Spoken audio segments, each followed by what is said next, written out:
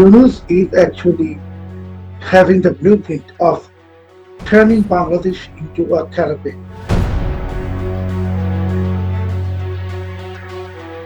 They're attacking the religious and ethnic minorities in this country. You and I, both of us know, they're attacking secular individuals, they're attacking anyone.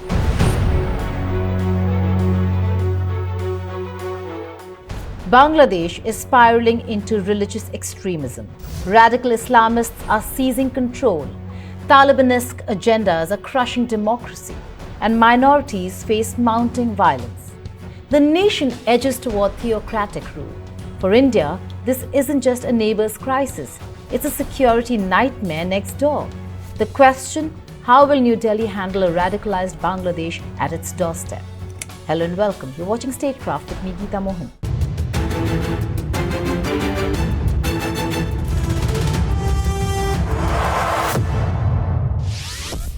What was once fringe is now mainstream. Jamaat-Char Monai, a firebrand Islamist group rooted in Islami Andolan Bangladesh, is openly vowing to remake Bangladesh in the image of Taliban-ruled Afghanistan. Their leader, Mufti Sayyid Muhammad Faizul Karim, isn't being subtle. In a July 2025 interview, he promised Sharia rule, purging secularism, and even claimed Hindus would have rights as long as they obey Islamic law. This isn't politics, it's a creeping clerical coup. It started with Sheikh Hasina's downfall, caused by the slow burn of public frustration that finally exploded into fire. The quota system, seen as a vehicle for nepotism and state favoritism, triggered protests across campuses. The movement gained momentum under the banner Students Against Discrimination. When bodies began to pile up during clashes with security forces, the illusion of control collapsed. Hasina's own family pleaded with her to leave. She did, by air to India. The chaos that followed her resignation was more than political. It was ideological. The military-backed interim government, led by Muhammad Yunus, stepped into the vacuum with neither legitimacy nor control. Amid the smoke and rubble, Jamaat-Char Monai, an ultra-conservative group with roots in Islami Andolan Bangladesh, swooped in like vultures on a carcass. They didn't hide their agenda, turn Bangladesh into Afghanistan 2.0.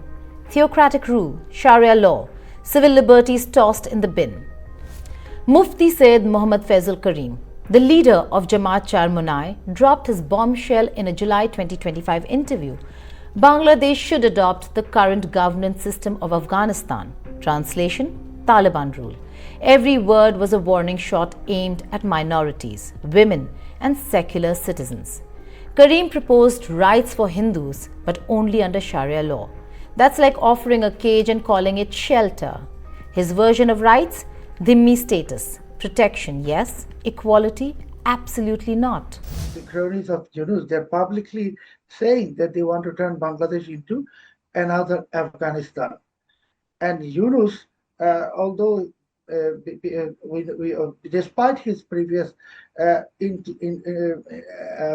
affiliations with the LGBTQ movement, etc., but Yunus is he is a mercenary of the foreign forces.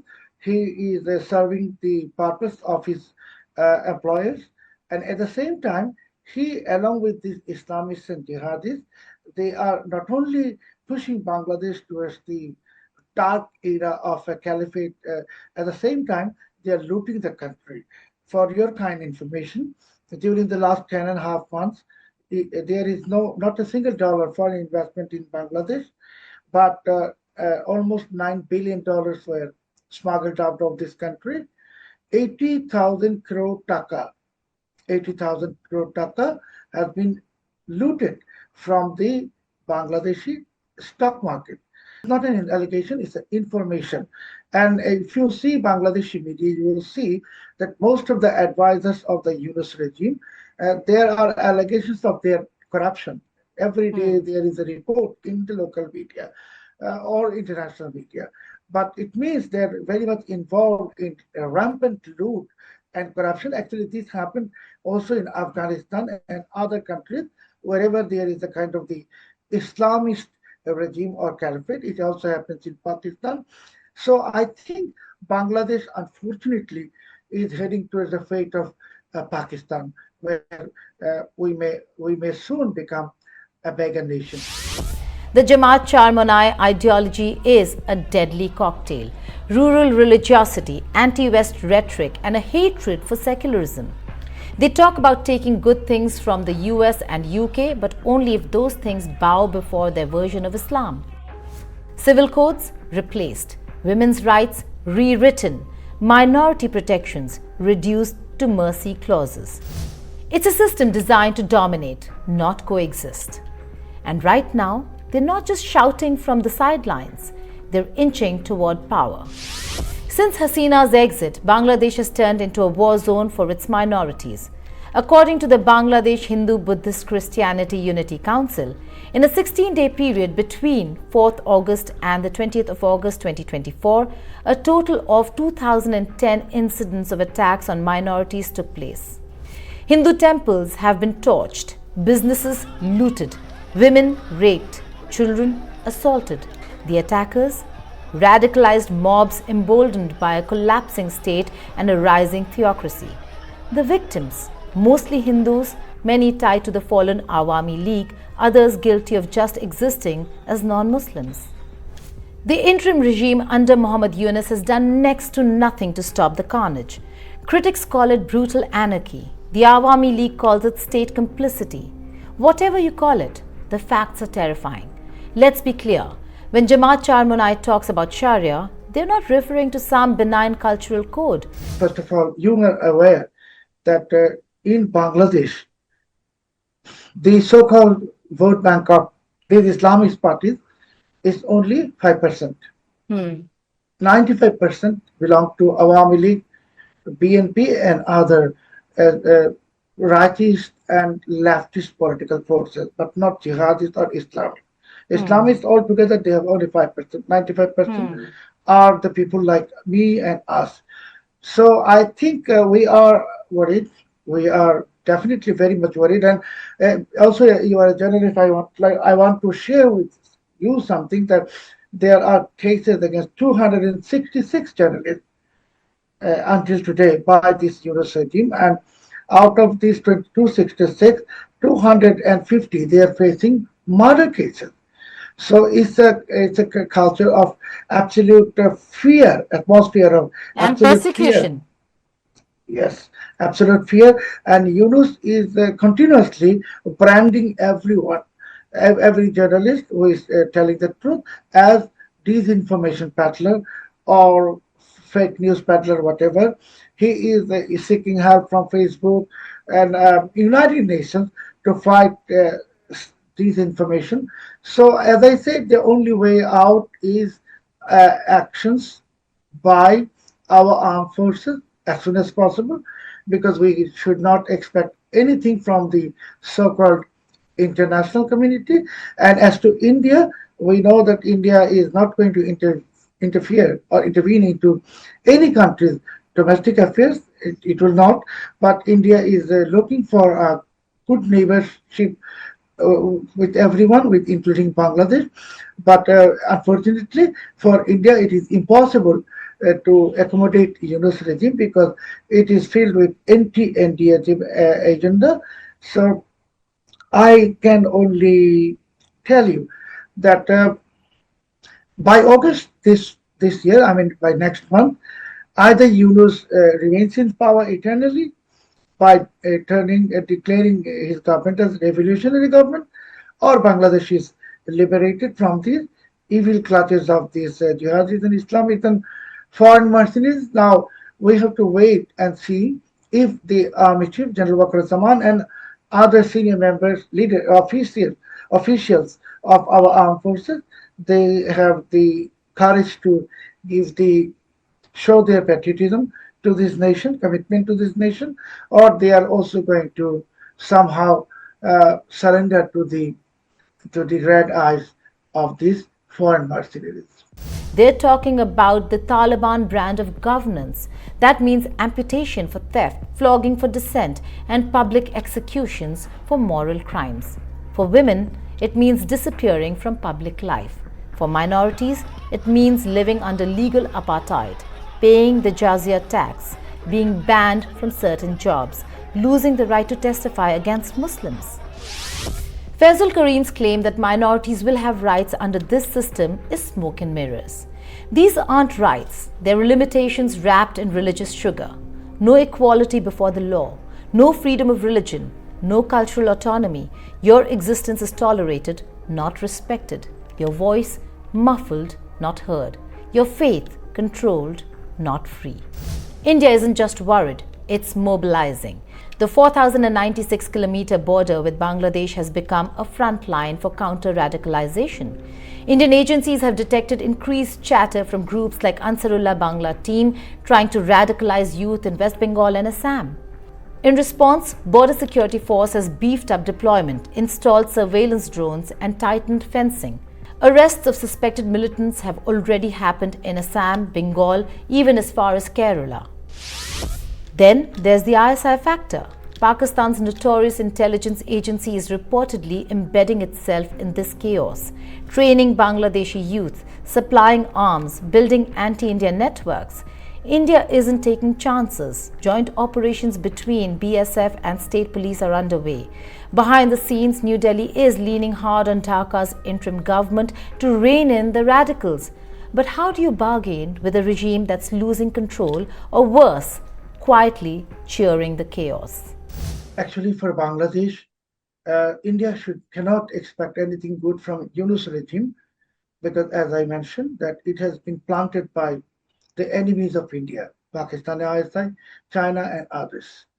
So, for the sake of regional peace and peace in this part of the world, and as you mentioned, the continuation of the counterterrorism efforts between Bangladesh and India, it is very much essential that we have a democratically elected government at the earliest. And meanwhile, actually, as Yunus is the gravest threat to Bangladesh also, I think now if General Wakar-e-Zaman is really having the fractional percentage of patriotism in him until now, and if he wants us to believe that he is not afraid of Yunus or anyone, then I think now there is an essential need of armies, military to take military initiatives, remove Yunus from power, and let there be a election time caretaker government. Because with Yunus and his jihadis, Islamist cronies, Bangladesh is journeying towards the dark hole. So the only scope here, democratically elected government, or before that, election time government, what we call caretaker government, which is allowed by the constitution of Bangladesh. It should be done, and Yunus and his entire gang should be removed as soon as possible. India's northeast has always been volatile. A radicalized Bangladesh next door adds gasoline to a smoldering fire. Bangladesh's leadership have already made threats against India's northeast. Eastern part of India, called Seven Sisters, they are landlocked country, landlocked region of India. They have no way to reach out to the ocean. We are the only guardian of the ocean for all this region. So this opens up a huge possibility. So this could be an extension of the Chinese economy. Build things, produce things, market things, bring things to China, bring it out to the whole rest of the world. That's a production house for you. So that's the opportunity we should seize and we should implement, we should get it done. Nepal has unlimited hydropower, which is a blessing. Bhutan has unlimited hydropower. That's a blessing. We can bring it to our purpose, to our setting up our factories and so on. And from Bangladesh, you can go anywhere you want because the ocean is in our backyard. So this is the opportunity that we want to take. And not necessarily it will be something you produce and sell it to the world. You can produce in Bangladesh, sell it to China too. Because it's a market which is easier, cheaper to produce it in Bangladesh, or it's easier, cheaper to produce it in China. That will be the question you'll be raising yourself. Any kind of business is okay. It could be highly technology-oriented business. It could be relocation of an entire factory. It could be assembly line businesses, whatever. So this is a challenge we can take together to make it happen. That's the story that we want to discuss with you, how to make it happen, what are the impediments on the way, what needs to be done to clear up the path so that we can work together. Communal tensions in Bengal, refugee flows into Assam, underground networks linking Islamist radicals across the border. Indian intelligence agencies are not just tracking what's happening in Bangladesh, they're tracking what could happen here. And that means watching mosques, online platforms, and even student groups for signs of cross-border radical influence. India's response is evolving, but it's not just tactical, it's strategic. Diplomatic channels are open but cautious. Behind closed doors, Indian diplomats are warning Dhaka's interim government, control the radicals or face regional isolation. India is also pushing international allies to spotlight the Bangladesh crisis in global forums, from the UN to the G20. The message is clear. Theocratic regimes are a global problem, not just a local nuisance. Domestically, it's stepping up its soft power, supporting secular civil society actors in Bangladesh, offering asylum to threatened intellectuals, and quietly funding media resistance to extremist narratives. But the big question remains, can India shape the outcome in Bangladesh without becoming part of the chaos? Or will New Delhi be forced to watch as a neighbor turns? India is stuck between two bad options: engage with the radicalizing Bangladesh and risk legitimizing extremists, or isolate Dhaka and push it further into Islamist arms, or for that matter, particularly into Pakistan and China's arms. For now, India is choosing engagement with sharp edges. Economic ties are under review. Intelligence sharing has been suspended, but back-channel talks continue. India is sending a clear message to the interim regime. If you want Indian trade, you'll have to curb Islamic terror. But engagements have limits. If Jamaat-Char Monai and other radical groups grab power and impose Sharia, India may be forced to recognize a regime it despises, or cut all ties and prepare for conflict. The choice won't be moral, it'll be strategic, and it will define the future of the region. The storm isn't coming, it's already here. Bangladesh is tipping into theocracy. Its minorities are bleeding, its secular values are burning, and its extremists are dreaming of Taliban rule, with Indian territory in their sights. Jamaat-Char Monai isn't just Bangladesh's problem anymore, it's India's too. For New Delhi, the time for polite diplomacy is over. This is a national security crisis, a refugee crisis, a communal crisis, and an ideological war, all rolled into one. India must defend its borders, its people, and its values, with force, with foresight, and with fireproof resolve. Because if Bangladesh falls to radicalism, it's not just a neighbor lost. It's the birth of a hostile, extremist state right on India's doorstep. Thank you for watching Statecraft.